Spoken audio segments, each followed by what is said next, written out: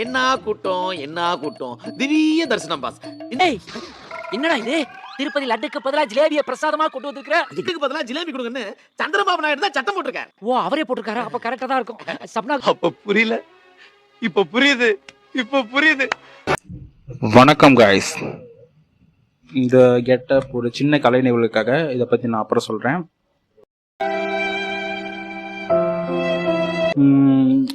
கொஞ்ச நாள் சோசியல் மீடியாஸில் எங்கே போனாலும் திருப்பதி லட்டை பற்றின பேச்சு தான். அது என்னன்னு சொல்லிட்டு ஷார்ட் அண்ட் ஸ்வீட்டாக கம்ப்ளீட்டாக இந்த வீடியோவில் சொல்கிறேன். వీడియోకి పోలామా? నాసి రకమైన ఇంగ్రీడియంట్సే కాకుండా ఎనిమల్ ఫ్యాట్ కూడా వాడారని. ఏది గీకు బదులు. ఒక ముఖ్యమంత్రిగా ఉన్న వ్యక్తి ఈ మాదిరిగా అబద్ధాలు ఆడడం ధర్మమేనా? உலக ஃபேமஸான திருப்பதி லட்டு மேட்டரில் என்னதான் ஆச்சு? ஏன் இவ்வளோ கான்ட்ரவர்சி? எங்கே திருநாளும் திருப்பதி லட்டு அதில் இருக்க கான்ட்ரவர்சியை பார்த்தீங்களா அப்படி இப்படின்னு சொல்லிட்டு எந்த சோசியல் மீடியாஸை பார்த்தா அதை பற்றி தான் பேசிகிட்டு இருக்காங்க. என்னதான் ஆச்சுன்னு சொல்லிட்டு இந்த வீடியோவில் நம்ம பார்க்க போகிறோம். பொதுவாக நம்ம ஒரு விஷயம் தெரிஞ்சுக்கணும். திருப்பதி லட்டுங்கிறது வந்து ஒரு பெரிய மார்க்கெட். அது எப்படின்னா இந்தியாவை தாண்டியும் அதுக்கான ஃபேன்ஸ் இருக்காங்க. அதுதான் உண்மை. இப்போ திருப்பதி லட்டு ஒரு நாளைக்கு 3 லட்சம் கிரியேட் பண்ணுறாங்க. அதுவும் ஒரு மாதத்தோட டேர்ன் ஓவர் மட்டுமே 500 கோடின்னு சொல்கிறாங்க. அப்படி இருக்கும்போது அதில் என்ன தான் குளறுபடியாச்சு? பிப்ரவரி மார்ச் மாதம் அப்போ திருப்பதியில் லட்டோட டேஸ்ட் வந்து மாறுதுன்னு சொல்லிட்டு கம்ப்ளைண்ட் ரைஸ் ஆகுது.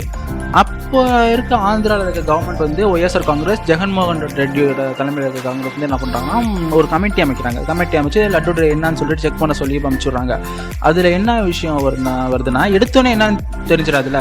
ஃபர்ஸ்ட்டு வந்து இப்போ என்ன நடக்குதுன்னு பார்க்குறாங்க அந்த கமிட்டி. அந்த லட்டு பிடிக்கிறவங்கள்டேருந்து அந்த மாவுலேருந்து அந்த பூந்திலேருந்து ஆரம்பிக்கிறாங்க. ஃபஸ்ட்டு பூந்திலேருந்து நடந்து சொல்லிட்டு பூந்தி செக் பண்ணுறாங்க. எந்த இதுல மாவை செக் பண்ணுறாங்க, சர்க்கரையை செக் பண்ணுறாங்க, எண்ணெயை செக் பண்ணுறாங்க. அப்படியே அடுத்து ரிவர்ஸில் அந்த ப்ராசஸ் போய்கிட்டே இருக்குது. ஒரு கட்டத்தில் நெய்யை செக் பண்ணுறாங்க. நெய்யை செக் பண்ணும்போது தான் அதிர்ச்சியூட்டும் விஷயங்கள்லாம் வெளியே வருது. என்னன்னு பார்த்தீங்கன்னா அந்த நெய்யில் மாட்டு கொழுப்பு கலந்துருக்கு, பன்னி கொழுப்பு. இது நம்ம ஊரில் டால்டா சொல்லணும்ல, அது வெஜிடபிள் ஆயில்ஸ், மீன் எண்ணெய், அது போன மாதிரியான சமாச்சாரங்கள்லாம் கலந்து நெய்யோட கலப்படம் பண்ணி அந்த நெய் வந்து லட்டில் சேரும்போது லட்டோட தன்மையாக மாறிடுது. டேஸ்ட் இல்லை, கடிக்கும்போது ரஃப்னஸாக இருக்குது. பல விஷயங்கள் வெளியே வருது. இதை வந்து எங்கே சொல்கிறாங்கன்னா குஜராத்தில் இருக்க நேஷ்னல் டைரி டெவலப்மெண்ட் போர்டு வந்து சொல்லுது. இப்போ குஜராத்தில் இருக்க அந்த போர்டு சொல்கிறத வச்சுட்டு இப்போ என்ன ரிவர்ஸில் கம்ப்ளைண்ட் ரைஸ் ஆகுதுன்னா அது வந்து அமுலை வந்து உள்ளே கொண்டு வரதுக்கு, குஜராத்தோட அமுல் கம்பெனியை வந்து அந்த இருக்க நெய்யை வந்து இப்படி உள்ளே புகுத்துறதுக்கு அவங்க அப்படி சொல்கிறாங்கன்னு சொல்லிட்டு ஒரு தரப்பினர் சொல்லிட்டு இருக்காங்க. அதே தரப்பினர் இப்போ சந்திரபாபு நாயுடு வந்து இப்போ சிஎம்மாக இருக்கும்போது இதை அப்படி சொல்கிறாருனால ஹெரிட்டேஜ்னு சொல்லிட்டு அவரோட ஒய்ஃபோட பேர் ஒரு கம்பெனி போயிட்டுருக்கு. அந்த கம்பெனியோட ப்ராடக்ட்ஸ் உள்ளே கொண்டு வர்றாங்கன்னு சொல்லிட்டு போயிட்டு சில பேர் சொல்லிட்டு இருக்காங்க. வாட் எவர், ஒரு குஜராத்காரன் வர்றதுக்கு ஆந்திராக்காரர் அவரோட வர்றதுக்கு ஒரு தப்பு இல்லை. ஓகே, பண்ணிக்கலாம். இந்த கலப்பி சரி, ஓகே, பேக் டு மேட்டர் வருவோம். இந்த கலப்பிட வந்து இவங்க நெய்யோட மொத்த கான்ட்ராக்ட் எங்கே கொடுக்குறாங்கன்னா தமிழ்நாட்டில் இருக்க ஏஆர் டைரிஸ்ங்கிற ஒரு கம்பெனிகிட்ட வந்து கொடுக்குறாங்க. அங்கே தான் குளறுபடி நடக்குது. அவங்க வந்து என்ன பண்ணுறாங்கன்னா கலப்படம் விட்டுறாங்க. ஊருக்கே மொட்டை அடிக்கிற திருப்பதிக்காரங்களுக்கு வந்து ஒரு தமிழ்நாட்டுக்காரர் வந்து வேலையை பார்த்து விட்டாங்க. சரி, ஓகே. இப்போ ரீசெண்டாக வந்து இந்த ஏஆர் ஒரு இந்த டைரி ப்ராடக்ட்ஸ் வந்து ஒரு இன்டர்வியூ இன்னைக்கு ப்ரெஸ்காரங்களாம் போய் கேட்கும்போது அந்த ஒரு லேடி சொல்கிறாங்க, வேணாம் இப்போ வந்து செக் பண்ணி பாருங்களேன் அப்படின்னு. படிச்சிருக்காங்கன்னா என்னன்னு கூட தெரில. இங்கே 4 மாதம் 5 மாதத்துக்கு முன்னாடி நடந்த விஷயத்தை பற்றி கேட்கும்போது இப்போ வந்து செக் பண்ணி பாருங்க அப்படின்னா என்ன அர்த்தம் இருக்குது? இதெல்லாம் அதையும் மைக் பிடிச்சி கேள்வி கேட்காம கேட்டுட்ருக்காங்க. இந்த விஷயம் நாடு ஃபுல்லாக பரவுது. திருப்பதி நாட்டில் கலப்படம் பண்ணிட்டாங்க, அது மாட்டு கொழுப்பு கலந்துருக்கு அப்படின்னு சொல்கிற விஷயங்கள்லாம் பரவி ஒரு நாடு ஃபுல்லாக ஒரு பெரிய பூகம்பமே வெடிக்குது.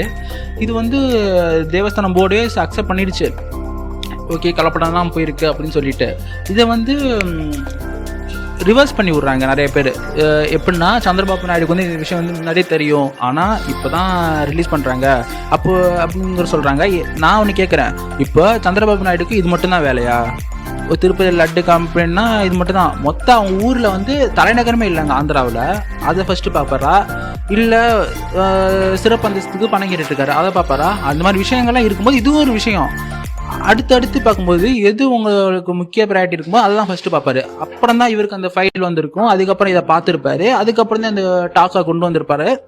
அதனால இப்போ எதிர்கட்சி சொல்கிறாங்க இதை வந்து இவ்வளோ நேரம் கழித்து சொல்ல வேண்டியது என்ன, அரசியல் பழிவாங்கல் பண்ணுறாங்களா அப்படின்னு.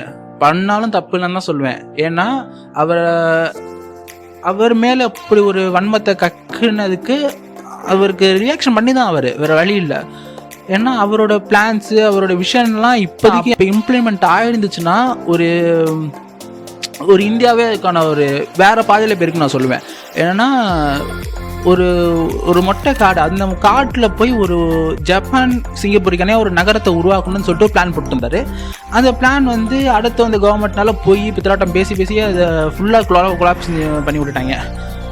அது டெவலப் ஆகிருந்துச்சுன்னா அதை பார்த்துட்டு பக்கத்து மாநிலம், ஏன் தமிழ்நாடு மற்ற மாநிலம் கூட பாரு இப்படிலாம் டெவலப் ஆகிருக்காங்க, நம்மளும் அது மாதிரி டெவலப் ஆகணும்னு சொல்லிட்டு அடுத்தடுத்த மாநிலங்கள் சொல்லிட்டு டெவலப் ஆகிருக்கலாம். ஒரு இந்தியாவே அடுத்த கட்டத்துக்கு நான் வந்திருக்கலாம்.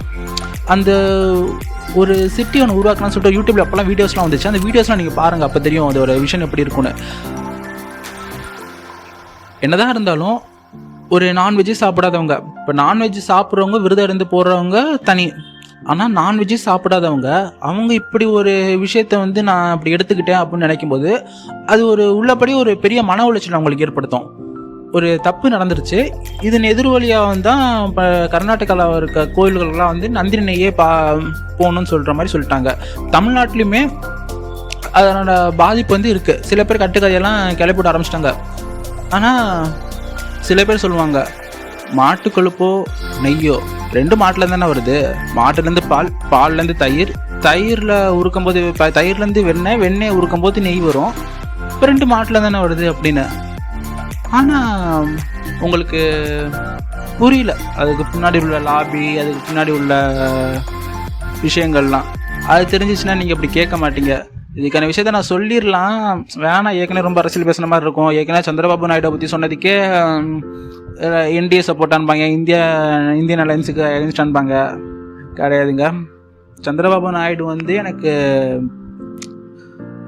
நாங்கள் ஸ்கூல் படிக்கும் போது எங்களுக்கு சந்திரபாபு நாயுடுவோட விஷன்ஸ் வந்து எங்களுக்கு பிடிக்கும். அதனால் நான் சந்திரபாபு நாயுடு சொல்லுவேன். அதுக்கு நான் என்டிஏ சப்போர்ட் அப்படிலாம் ஒன்றும் கிடையாது. நருட்டோ பற்றி ஒரு வீடியோ போடலான்னு வந்தேன். சரி இந்த வீடியோ டாக் அதிகமாக போயிட்டுங்கன்னு சொல்லிட்டு ஒரு இங்கே வந்தேன். நருட்டோ பற்றி வீடியோக்கள் வரிசையாக ஸ்டாக் அவ்வளோ இருக்கும்போது நான் இந்த விஷயத்தை பற்றி பேசுகிறேன்னா ரொம்ப என்கேஜாக போயிட்டு இருந்துச்சு. சோசியல் மீடியாவில் எங்கே பார்த்தாலும் வந்துட்டு இருந்துச்சு. இதை பற்றி சரி நம்மளும் சொல்லி ஆகணுமேனு சொல்லிட்டு நம்மளோட கருத்தை சொல்லுவோம். என்ன தான் நடக்குது, சில பேர் வதந்தியும் பரப்புறாங்க. ஏன் ஆந்திராவில் நடக்கிற மாதிரி தமிழ்நாடு கோயிலும் நடந்துட்டு இருக்குன்னு சொல்லிட்டு இஷ்டத்துக்கு நடிச்சு விட்றாங்க. அப்படி இருக்கும்போது உண்மையாக ஆக்சுவல் என்ன ஆச்சுன்னு சொல்லிட்டு ஒரு விஷயத்த சொல்லணும்ல, நம்ம சேனலுக்கு அந்த கடமை இருக்குல்ல, அதுக்காக நான் சொன்னேன். சரி, அடுத்து ஒரு நருட்டோட சூப்பரான ஒரு வீடியோவில் ஒரு மிரட்டலான ஒரு அப்டேட்ஸோடு நான் உங்களை சந்திக்கிறேன். அண்ட் பை ஃப்ரம் உங்கள் நான்.